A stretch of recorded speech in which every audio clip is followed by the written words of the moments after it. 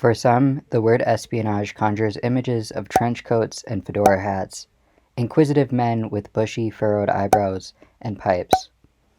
Those who have written about spies, including John le Carre and Frederick Hitz, depict the role of women in espionage as that of lover, wife, mother, daughter, or pawn. When we think of the word spy, we often don't think of provocative women in jeweled breastplates, especially not in the early 1900s. Mata Hari was an exotic dancer and sex worker who was later convicted of being a spy during World War I.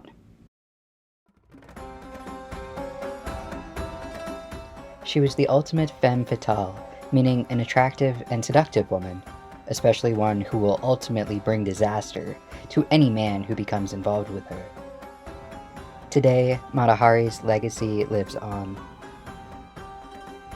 Her name has become a synonym for being a seductive female spy.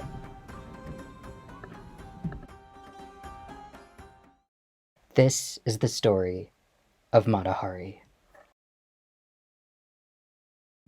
Margarita Gertruida Zell was born on August 7, 1876, in Leeuwarden, which is in the Netherlands. Her father, Adam Zell, was a hat merchant who went bankrupt due to bad investments. And her mother, Anya Zell, got sick and died when Mata Hari was only 15 years old. When Mata Hari was 18, she answered a newspaper ad placed by a Dutch army captain named Rudolf MacLeod, who was looking for a wife. They got married on July 11, 1895, when Mata Hari was just shy of 19. There was a 21-year age difference. They moved to Malang in the Dutch East Indies, or what is now Indonesia. They had 2 children, a daughter and a son. Unfortunately, the couple's son died in 1899 after a household worker in the Indies poisoned him for reasons that remain a mystery. While she was living there, she often went for walks around the island. Mata Hari was especially interested in native dances. Their cultural and religious symbolism would later inspire her exotic looks and iconic temple dance. Nowadays, we'd call this cultural appropriation. Her husband was an alcoholic and regularly physically abused her. By the early 1900s, their marriage was a lost cause. MacLeod took their daughter and left. Mata Hari was filled with grief. In 1903, Mata Hari moved to Paris. She started off as a circus rider under the name Lady MacLeod, then later tried to earn a living as an artist model. Around this time, she coined her stage name, Mata Hari, which means Eye of the Day in Indonesian dialect. All things Oriental were the fad in Paris in 1905. She became famous pretty quickly for her exotic dancing. Mata Hari wore a jeweled breastplate and ornaments on her arms and head. Something that was really shocking and progressive at the time is that she'd wear a nude stocking, giving the illusion of nudity from the waist down. She was never seen bare-breasted, though breasts were not as hypersexualized at the time. In addition to dancing, she engaged in sex work to supplement her income. For a while, she was even the mistress of a millionaire, whose name was Amélie Gumet. As Mata Hari aged and gained some weight, she had more trouble securing bookings. She supplemented her income by seducing government and military men. Around the age of 40, she met and fell in love with a 21-year-old Russian captain named Vladimir de Maslov. She called him the love of her life. In 1916, Maslov was sent to the front lines during World War I. He was shot and lost sight in both eyes. Mata Hari wanted to go see him. Normally, because she was a citizen of a neutral country, Mata Hari would not have been allowed near the front, but she was told she could go see him if she agreed to spy for France. She was recruited by agents from France's external military and intelligence agency called the Deuxième Bureau. Her contact's name was Georges Ledoux, who later betrayed her. The plan was for Mata Hari to seduce the Crown Prince Wilhelm, who was the eldest son of Kaiser Wilhelm II and a senior German general on the Western Front. Through this seduction, she hoped to obtain military secrets.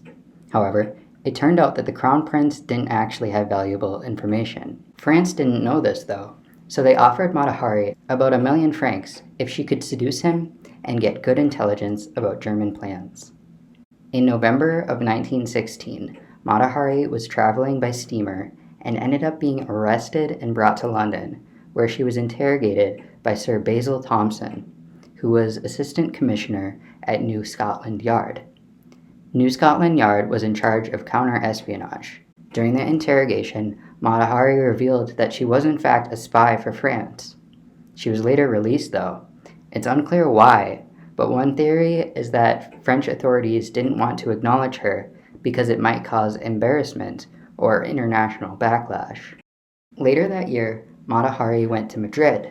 There, she met a German military attaché, which basically means that he was a military expert on a diplomatic mission. His name was Major Arnold Cal. Allegedly, Mata Hari offered to share French secrets with Germany in exchange for money. Then, in January 1917, Major Cal sent radio messages to Berlin describing the activities of a spy that sounded an awful lot like Mata Hari. The French intercepted the messages and realized they were in fact about Mata Hari. One peculiar thing about this situation is that the messages were in a code the Germans already knew the French had broken. This meant that the radio messages were probably a setup. In December 1916, the French fed Mata Hari the names of 6 Belgian agents. One was suspected of being a double agent for France and Germany. The double agent was executed shortly after. This was the proof the French needed that Mata Hari was sharing information with the Germans. On February 13, 1917, Mata Hari was arrested from her hotel room in Paris. This is her mugshot. They threw her in a rat-infested cell where she was allowed to see only her elderly lawyer, who happened to be her former lover. Her trial was on July 24th. She was accused of spying for Germany. They estimated the damage of her actions to have caused death to 50,000 French soldiers. Mata Hari admitted she had accepted 20,000 francs from a German diplomat to spy on France, but insisted that she only passed on trivial information and gossip, and her loyalty was actually to France. She told them she simply viewed the money as compensation for furs and luggage that had once disappeared on a departing train while she was being harassed by German border guards. A courtesan, I admit it. A spy, never. She defiantly told interrogators. I have always lived for love and pleasure. Her lawyer wasn't able to cross-examine the prosecution's witnesses or examine his own witness directly. The prosecution used the fact that she was a woman as evidence of her guilt. During the trial, Mata Hari ended up admitting that she was taking money to work as a German spy. She was found guilty. On October 15, 1917, at the age of 41, Mata Hari was executed by a firing squad of 12 French soldiers. She was dressed in a blue coat accented by a tri-corner hat.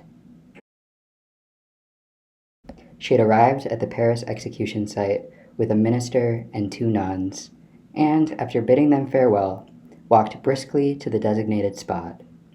She then turned to face the firing squad, waved away her blindfold, and blew the soldiers a kiss.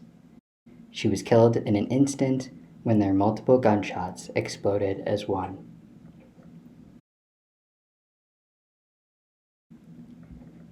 Today, Mata Hari's bejeweled breastplate is kept at the International Spy Museum in Washington, D.C.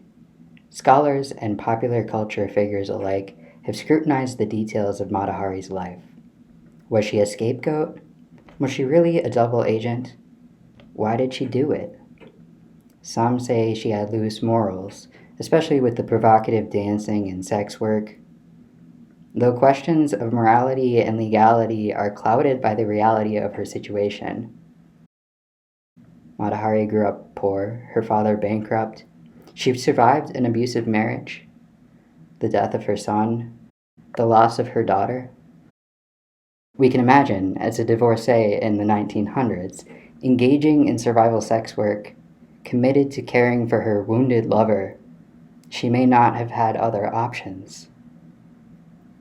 In the novel Why Spy? Espionage in an Age of Uncertainty, Frederick Hitz talks about sex as a tool in espionage.